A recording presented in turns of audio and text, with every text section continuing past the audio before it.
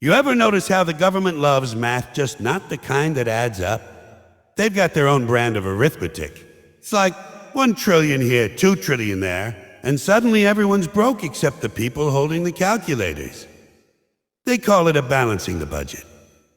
But have you ever seen a balance? No, because in government math, minus means progress and debt means success. See, regular people do math like this. You make money, you spend a little, you save a little, you try to make sure the numbers make sense. But government math? Oh, that's a different religion altogether. They spend what they don't have, borrow what they can't repay, and then blame the taxpayers for not doing their fair share. That's not math. That's a magic trick performed by accountants with moral amnesia. And the best part? Every time they screw up the numbers, they ask for more money to fix it. It's like paying a plumber to flood your house. Oops, looks like we accidentally lost a few billion in foreign aid. Yeah, sure, just a few billion. Happens all the time. And the people, they just nod. Because we've been trained to believe the economy is too complicated for us mere mortals to understand. Guess what? It's not complicated, it's corrupted. They tell you inflation is your fault. You bought eggs, didn't you? You selfish bastard. Meanwhile, these geniuses hand out trillion-dollar bailouts like candy at Halloween. The government loves to invest in things that never pay off. They throw billions into wars, bureaucracies, and programs that were outdated when Elvis was still alive. But try asking for a functioning healthcare system. Suddenly, they start acting broke. We just don't have the funds right now. Of course you don't. You spend it all on bombs, bridges to nowhere, and corporate welfare. And then there's the deficit. The sacred word. Every election season, politicians cry about the deficit like it's a natural disaster. But after the votes are counted, poof, it's gone from tragedy to business as usual. Because the truth is, the government doesn't want to fix anything. If they did, half of them would be out of a job. The system runs on problems. It feeds on dysfunction. The worse things get, the more money they can demand. The slogan should be, government solving yesterday's problems with tomorrow's debt. So yeah, government math is simple. Spend more, fix nothing, and keep the people arguing about who's to blame. That way, nobody notices that both sides are cashing the same checks. The real equation is this. You plus taxes equals their lifestyle. Government math defies logic. It's like watching a magician who keeps pulling the same rabbit out of the same hat, and the audience still claps every time. The numbers never add up. But somehow the show keeps going. In the real world, if you spend more than you earn, you go broke. Simple. But in government math, if you spend more than you earn, you call it a stimulus. You borrow from the future, tax the present, and pretend it's progress. The politicians tell you it's investment, but it's really just a polite word for debt they'll never pay back. They love to talk about balancing the budget, yet every year they add a few trillion more to the tab. That's not balance, that's creative accounting with a straight face. The logic of government math is backwards by design. In their world, waste equals success and debt equals growth. They'll spend billions on studies, commissions, and their consultants, and when nothing improves, they congratulate themselves on a job well done. If a private business did that, they'd be bankrupt. But when the government does it, they get a bigger budget next year. It's like rewarding a pyromaniac for putting out the fire he started. They actually call this a progress. They keep printing money, handing out checks, and acting like the laws of economics are just a suggestion. You can't run a lemonade stand that way, but somehow they can run a country. In government math, debt is not a problem, it's a policy. They don't reduce it, they refinance it. They raise the debt ceiling like it's a game of limbo. How low can we go before the whole thing collapses? They spend billions on wars, weapons, and useless programs that do nothing for ordinary people.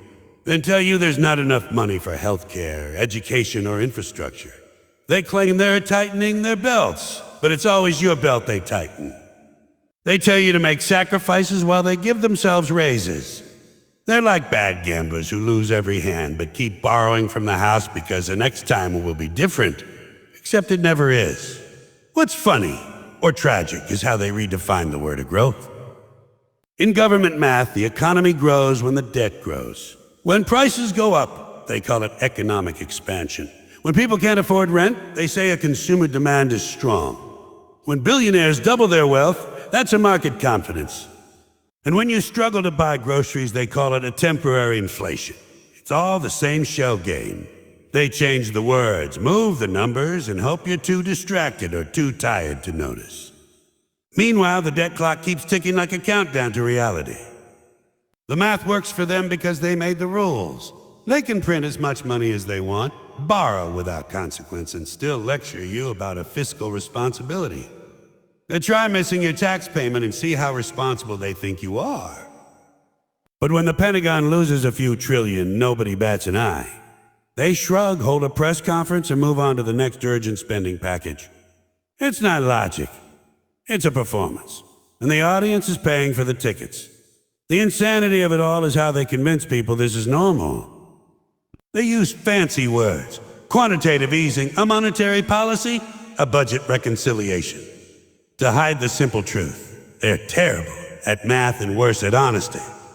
They tell you the economy is a complex machine that only experts can understand. But the truth is simpler. You can't keep spending more than you have and expect it to end well. That's not economics. That's denial dressed up in jargon. In the end, government math isn't about numbers. It's about control. It's a way to keep people working harder while getting less in return. The more confusing they make it, the easier it is to justify the next round of spending, taxes, and emergency measures. They've turned fiscal irresponsibility into national policy. And the public just nods along, hoping someday the math might finally make sense. It never will, because the system isn't designed to add up. It's designed to keep taking, and calling it arithmetic. The illusion of complexity is one of the government's greatest tricks. They make the system sound so complicated that ordinary people stop trying to understand it. Politicians and bureaucrats use language like a fiscal realignment, a budgetary reform, and a macroeconomic stabilization, and the public just nods, because it all sounds too advanced to question. It's not intelligence, not intelligent. It's intimidation. They use complexity as camouflage. When people are confused, they stop asking questions, and when they stop asking questions, the system runs without resistance. It's the oldest trick in the book. If you can't explain what you're doing, bury it under a mountain of jargon and call it policy. At its core, government math isn't complicated at all. It's theft with paperwork. They take money from taxpayers, shuffle it through layers of departments, and by the time it comes out the other end, half of it's gone. They tell you it's for schools, healthcare, or infrastructure, but somehow the roads still have potholes, hospitals are understaffed, and teachers are underpaid. Where did the money go? Oh, that's classified, confidential, or under review. Everything's a mystery, and the accountants act like priests guarding sacred scrolls. The truth is simple. They don't want you to understand, because if you did, you'd be furious. The illusion is sustained by experts who exist to make nonsense sound like genius. You'll see economists on television with charts, graphs, and fancy titles, explaining why losing your job is good for market stability. They'll say the economy is adjusting while your grocery bill doubles. They speak in circles because that's the point. Confusion keeps people passive. If you believe the system is too complex, you won't demand accountability. You'll think, well, they must know what they're doing. Spoiler alert, they don't. Or worse, they do, and that's why it keeps working this way. The complexity also protects corruption. Every new program comes with layers of bureaucracy, committees, audits, and contracts, each one skimming a little off the top. By the time money reaches the people it was meant for, it's a fraction of what it started as. And when the results are disappointing, they say, we just need more funding. It's a cycle built on confusion. Keep the people guessing, keep the money moving, and no one ever gets caught. They even make laws so complicated that only lawyers can interpret them. And guess who writes those laws? The same people who benefit from the loopholes. This illusion keeps society obedient. People are busy trying to survive, working long hours, paying taxes, and trusting that someone smarter is managing the nation's books. They don't have time to dig through budget reports or economic forecasts. The system relies on that. It runs on ignorance disguised as trust. The government presents itself as the parent who knows best, patting the citizens on the head while quietly emptying their wallets. When someone tries to expose the scam, they're labeled anti-government or uninformed. But the truth isn't anti-anything. It's just unwelcome. Because once people see that the math is rigged, the illusion collapses. And when that happens, those in power lose their favorite excuse, complexity. The system thrives on dysfunction because dysfunction is profitable. The government doesn't actually want to solve problems. It wants to manage them, recycle them, and turn them into endless reasons to spend more money. Every crisis is an opportunity, every failure a funding request. If something gets fixed, the money stops flowing, so the incentive is to keep the problem alive. Poverty, war, healthcare, education. These are not issues to be solved. They're industries to be maintained. The worse things get, the more urgent action they can demand, and the more cash gets funneled to the same people who caused the mess in the first place. It's not incompetence, design. Politicians stand on stage and promise solutions, but they're really selling subscriptions. They want you to keep paying, not to cancel. Every election cycle is a marketing campaign for the same broken product with a new label. This time it'll work. This plan will fix everything. But the plan never fixes anything because the fix would kill the business. If people were healthy, there'd be no need for endless healthcare spending. If wars ended, defense budgets would shrink. If poverty dropped, half the social programs would disappear. The government isn't a problem solver, it's a problem manager. And it manages dysfunction the way an arsonist manages fire, by keeping just enough of it burning to stay in business. The bureaucracy depends on chaos to justify its existence. Every department, every agency, every subcommittee is built around the idea that the problem is still unsolved. If it ever actually gets solved, someone loses a job, a budget, or a justification. That's why the war on poverty has lasted longer than most actual wars. It's why the war on drugs turned into a booming industry. They've learned that when you declare war on an issue, you don't win. You fund it forever. The dysfunction isn't a failure, it's the business model, and the media plays its part perfectly. They amplify fear, outrage, and division, keeping people emotional and distracted. The more divided the public is, the easier it is for politicians to pose as saviors. They thrive on keeping the population anxious and dependent. If people are calm and informed, they start asking uncomfortable questions, like where their tax money went. So instead, we get daily doses of panic, anger, and confusion. While people argue online, the real deals happen quietly in conference rooms filled with lobbyists, lawyers, and donors. Dysfunction keeps the show running while the real business goes on backstage. At the end of the day, the system's efficiency isn't measured in results, but in control. The more broken things are, the more control the government gains.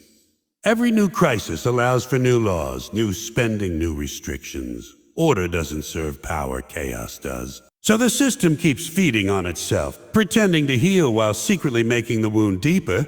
It's a self-sustaining loop of failure disguised as effort. And as long as people keep believing that dysfunction is just an unfortunate side effect rather than the main feature, nothing will ever change. Because fixing the problem would mean ending the game, and the people running it have no intention of quitting. So when you step back and look at the whole picture, it becomes painfully clear. The government isn't broken, it's built this way. The math doesn't fail by accident. It fails on purpose because failure feeds the machine. They spend more, fix nothing, and somehow convince you it's progress.